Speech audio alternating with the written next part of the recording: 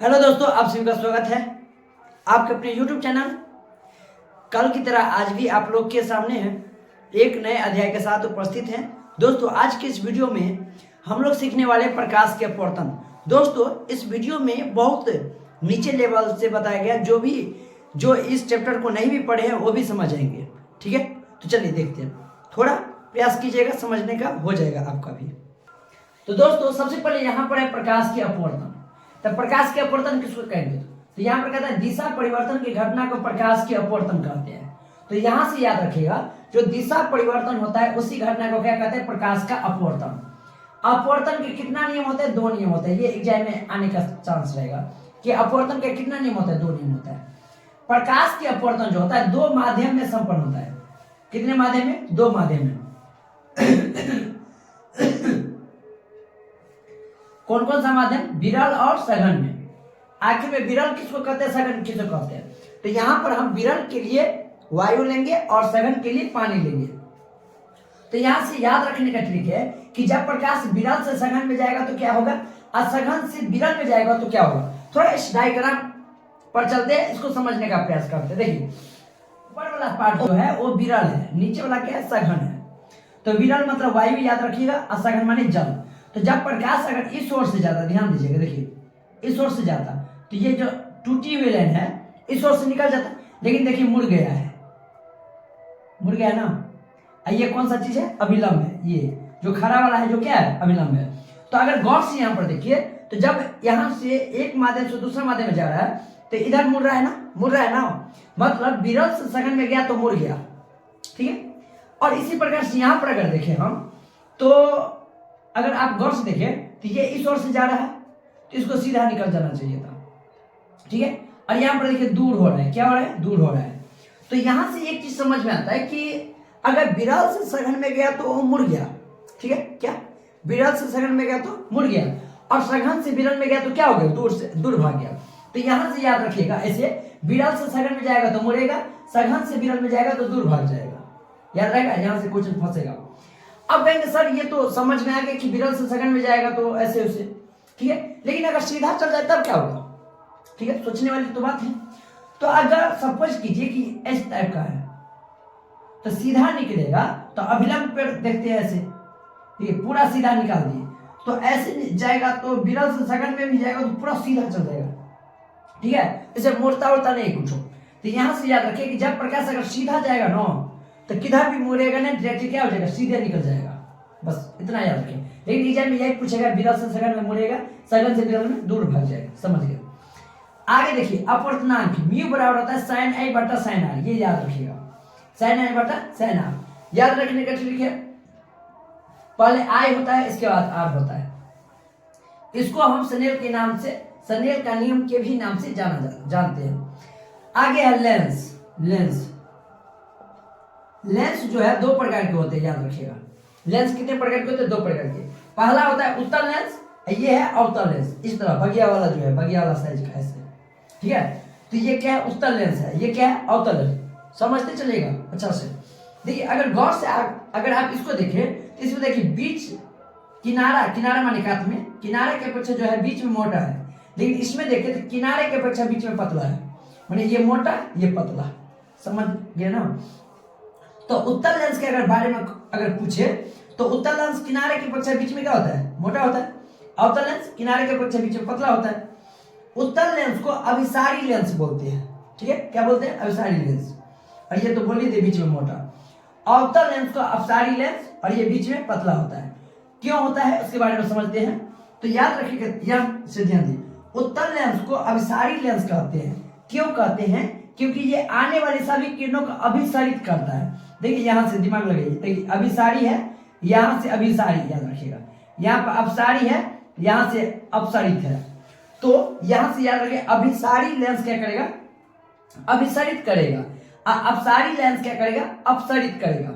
नहीं समझे? यहाँ पर देखिए, ये उत्तल लेंस आपका है, यहां से जब प्रकाश जाता है, यहां से देखिए, ये तो बीच वाला है, ठीक है, यहां से जो जाता है तो इस तरह से मुड़ रहा है कि नहीं मुड़ रहा है? मुड़ रहा है। ठीक है, तो ये क्या कर रहा है? अभिसारित कर रहा है। क्या कर रहा है? अभिसारित कर रहा है। लेकिन इसमें देखिए, तो देखिए इस तरह से जा रहा है, इस तरह से, तो इसको भी मुड़ना चाहिए, तो ये मुड़ नहीं रहा है, पसंद ऐसे हो रहा है, ऐसे। तो आप इसको कैसे याद रखेंगे? ऐसे देखिए, रुकिए एक मिनट, देखिए ऐसे है ना, ये ऐसे है, तो ये झुका रहा है, देखिए गौर से देखिए, ये झुक रहा है ना, तो इसी तरह से याद रखिए, ये आपका हो गया उत्तल लेंस। कौन सा लेंस? उत्तल लेंस। ठीक है, तो उत्तल लेंस जब इस होकर से प्रकाश जो जाएगा ना, तो क्या हो जाएगा? इस ओर से मुड़ जाएगा। जैसे ऐसे याद रखिए, देखिए इधर अगर पानी हम डालें तो इधर से गिर जाएगा ना, नीचे गिर जाएगा ना, उस तरह से याद रखिएगा। तो इस तरह से ये भी है उत्तल लेंस, इधर से जाएगा प्रकाश तो क्या हो जाएगा? मुड़ जाएगा इधर। ठीक है, तो समझ गए ना? तब बस याद रखिएगा उत्तल लेंस को अभिसारी लेंस और अवतल लेंस को अपसारी लेंस। चलिए आगे देखिए, यहाँ पर कहता है कि अवतल लेंस की फोकस दूरी ऋणात्मक होती है। ठीक है, अवतल लेंस की फोकस दूरी क्या होती है? ऋणात्मक होती है। अगर उत्तल लेंस पूछे तो इसका धनात्मक होता है। ठीक है, तो अवतल का ऋणात्मक और उत्तल का धनात्मक। और उत्तल लेंस का जो प्रतिबिंब होता है वो वास्तविक और आभासी दोनों होता है, ये याद रखिएगा। लेकिन अवतल का बात करें तो सिर्फ ये आभासी होगा। ठीक है, तो समझ गए? यहाँ पर अवतल लेंस का क्या था? फोकस दूरी ऋणात्मक, लेकिन उत्तल का धनात्मक। सेम लेंस और दर्पण दोनों में होता है, पिछले वीडियो देखे होंगे तो समझ गए होंगे। लेकिन अगर लेंस का प्रतिबिंब की बात करें, लेंस का प्रतिबिंब उत्तल लेंस का, तो इसमें वास्तविक और आभासी दोनों होता है। लेकिन अवतल लेंस की बात करें तो इसमें केवल आभासी होगा, ये याद रखिएगा, क्वेश्चन कंफ्यूज मत कीजिएगा, होइएगा। अब कहता है किसी लेंस के उत्पन्न आवर्धन कैसा मात्रक है। देखिए आवर्धन कैसा मात्रक होता है? मात्रक विहीन। आवर्धन कैसा मात्रक क्या होता है? मात्रक विहीन। और लेंस में जो होता है मुख्य फोकस की संख्या जो होती है 2 होती है। कितनी होती है? 2 होती है। और लेंस बनाने में प्रयुक्त नहीं की जाती है मिट्टी, ये याद रखिए क्वेश्चन, कि लेंस बनाने में कौन चीज का उपयोग नहीं की जाती है? मिट्टी का उपयोग नहीं किया जाता है। और ये लेंस सूत्र तो VVI है, इसको याद रखिएगा। लेंस सूत्र जो होता है 1/v - 1/u = 1/f होता है। लेकिन दर्पण में हम बताए हैं क्या होता है? दर्पण में 1/v + 1/u = 1/f। तो दर्पण में हो गया प्लस, लेंस में हो गया माइनस। समझ गए ना? अगर कहता है लेंस की क्षमता का ऐसा मात्रक क्या होता है? तो लेंस की क्षमता का ऐसा मात्रक पूछिए तो डायोप्टर होता है। लेकिन यहाँ पर आवर्धन था तो मात्रक विहीन। ठीक है, और लेंस की क्षमता पूछे तो डायोप्टर।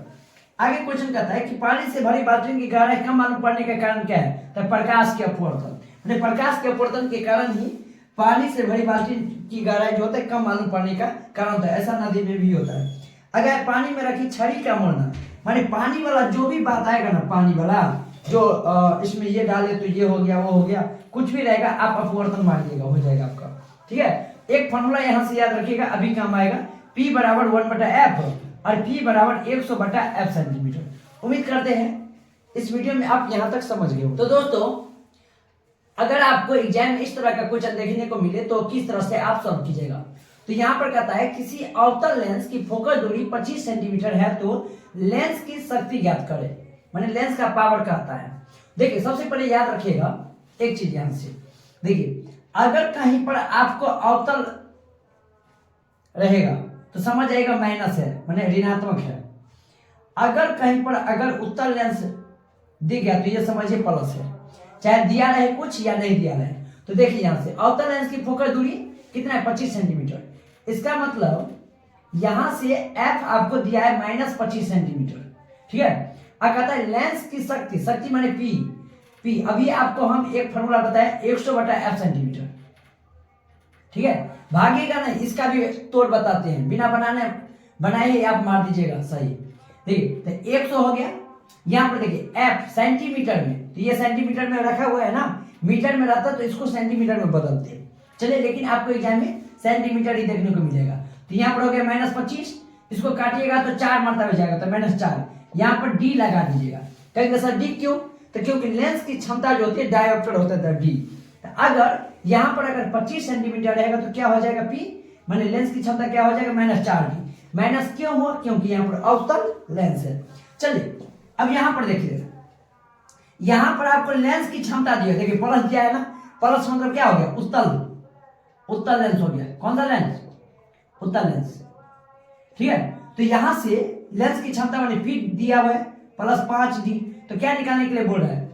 फोकस दूरी माने f सेंटीमीटर ये बोल रहा है। ठीक है, तो यहां से फॉर्मूला आप जानते हैं P = 100/f centimetre. 100/f centimetre. P का मान कितना दिया है 5 बराबर 100 बटा F सेंटीमीटर। ठीक है, तो इसको ऊपरी ऊपरी काट दीजिए, 20 मरतबे कट जाएगा। तो इसको जब निकालिएगा तो F सेंटीमीटर आपका आएगा 20 सेंटीमीटर, ये हो गया F। ठीक है, तो ये हो गया बनाने वाला, अगर स्क्रीनशॉट लेंगे तो ले लीजिएगा। ठीक है, अब इसको हम बिना बनाए ही आंसर मारने का प्रयास करते हैं। ठीक है, क्योंकि एग्जाम में इतना समय तो रहेगा नहीं कि आप बनाने लग जाइएगा। देखिए दिमाग लगेगा, थोड़ा आइडिया बताते हैं। देखिए अगर फोकस दूरी यहां पर 25 दिया रहेगा, कितना दिया रहेगा 25, तो 25 को आप हमको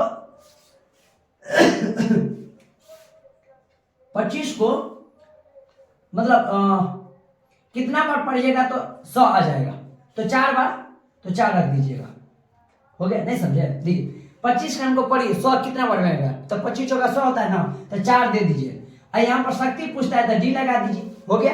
अब यहाँ पर देखिए क्या है, अवतल लेंस है, तो अवतल में माइनस रहेगा प्लस, तो माइनस तो हो तो गया यही आंसर। ठीक है, समझ गए? अब यहाँ पर देखिए, यहाँ पर लेंस की क्षमता दिया है +5 दिया रहे या कुछ भी दिया रहेगा, आपको कितना पुराना है 100, तो 5 का कितना बार पढ़ेंगे तो 100 होगा, तो 20 बार 20, यहाँ पर प्लस है तो प्लस दे दिए। और कहता है फोकस दूरी, तो यहाँ पर सेंटीमीटर दे दिए, हो गया आंसर। ये तो कर है। अब कहेंगे सर एग्जाम में इतना लिखेंगे, तो एग्जाम में लिखने का भी जरूरत नहीं है। दोस्तों ध्यान दीजिएगा, यहाँ पर 25 है ना, 25 चौका 100, तो 4 दे दीजिए, हो गया। यहाँ पर शक्ति पूछ रहा है तो डी ढूंढिए, इसके बाद यहाँ पर अवसर पूछ रहा है तो मैंने ढूंढिए, हो तो क्या आंसर। अब कहेंगे यहाँ पर तो 5 का कितना बार पढ़ेंगे तो 100 होगा, तो 20 बार, तो 20 दे दीजिए, प्लस दे दीजिए, यहाँ पर प्लस था ही, और यहाँ पर सेंटीमीटर में होता है तो सेंटीमीटर दे दीजिए, हो गया आपका आंसर, निकल गया। उसी तरह से 2-3 क्वेश्चन और बताते हैं, डायरेक्ट हम पहले बना देते हैं, उसके बाद मारिएगा तुक्का। ठीक है, नहीं तो तुक्के मारिए पहले। देखिए यहाँ पर कौन सा लेंस है, अवतल लेंस है, तो अवतल लेंस में क्या रहेगा, माइनस या प्लस, तो माइनस। 2 का को कितना बार पढ़ेंगे तो 100 होगा, तो 50 बार, 50 दे दीजिए, यहाँ पर सेंटीमीटर लगा दीजिए, हो गया आपका फोकस दूरी। बनाने का माने तो बना सकते हैं आप। देखिए बनाएंगे कैसे, P बराबर दिया हुआ है -2D, हो गया, तो P बराबर होता है 100 बटा F सेंटीमीटर। ठीक है, देखिए तो यहां से P का मान कितना दिया है -2 बराबर 100 बटा F सेंटीमीटर, तो निकालना है हमको। तो 2 से काटेंगे तो 50 मरतबे कट गया, क्वांटा कंडी जब कटेगा तो F सेंटीमीटर बराबर हो जाएगा -50 सेंटीमीटर। इतना आ गया आंसर कि नहीं आ गया।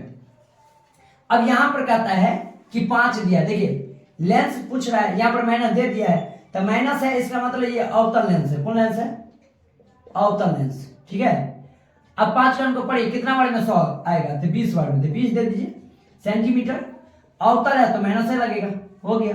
या कौन सा लेंस होगा, अवतल लेंस, -20 सेंटीमीटर फोकस दूरी वाले। दोस्तों इस वीडियो में इतना ही तक। ठीक है, इससे आगे पूछने का चांस नहीं है, एक क्वेश्चन छूट गया। दोस्तों याद रखिए, हीरा के अपूर्णांक कितना बार देखने को मिलता है, हीरा के अपूर्णांक, हीरा का अपूर्णांक होता है 2.42, याद रखिएगा। हीरा का अपूर्णांक कितना होता है 2.42। दोस्तों इस वीडियो में इतना ही तक, आगे का पार्ट आगे बनाएंगे। आई होप कि आपको मजा आया होगा। इस वीडियो में जो भी बताया गया वो एग्जाम रिलेटेड जो भी चीज था वो बता दिए। ठीक है, अंत तक बने रहे। बहुत बहुत धन्यवाद, थैंक यू।